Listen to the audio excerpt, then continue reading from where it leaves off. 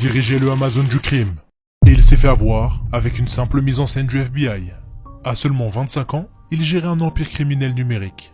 Un site caché sur le Darknet, utilisé par des centaines de milliers d'utilisateurs. Il connectait des vendeurs criminels à des clients anonymes, pour toutes sortes de trafics et de substances interdites. Chaque jour, son réseau générait plus de 800 000 $.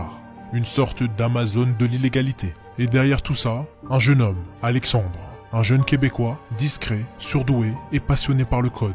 À 18 ans, il monte sa boîte. À 23 ans, il lance Alphabet, une plateforme illégale sur le Darknet. Ce site, c'est son chef-d'œuvre. Un marché noir numérique, ultra sécurisé, caché aux yeux du grand public. Et là, c'est l'explosion. Des centaines de milliers de nouveaux utilisateurs chaque jour.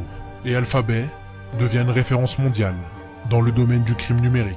Mais justement, le numéro 1 dans ce domaine ne tient jamais très longtemps. Et la traque commence. 6 mois d'enquête, il croise les données, il surveille les transactions crypto et il trace ses déplacements. Il le localise et il monte un plan.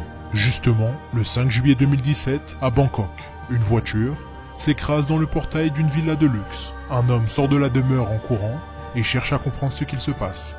Mais ce qu'il ne savait pas, c'est que la villa est entourée par des policiers et qu'il vient de signer sa propre arrestation. Cet homme, c'est Alpha 02, un fantôme du web, un millionnaire, mais surtout le roi du Darknet.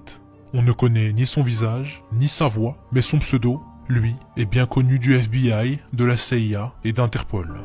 Et en sortant de chez lui, son ordinateur est resté allumé. Une grave erreur. Une preuve irréfutable.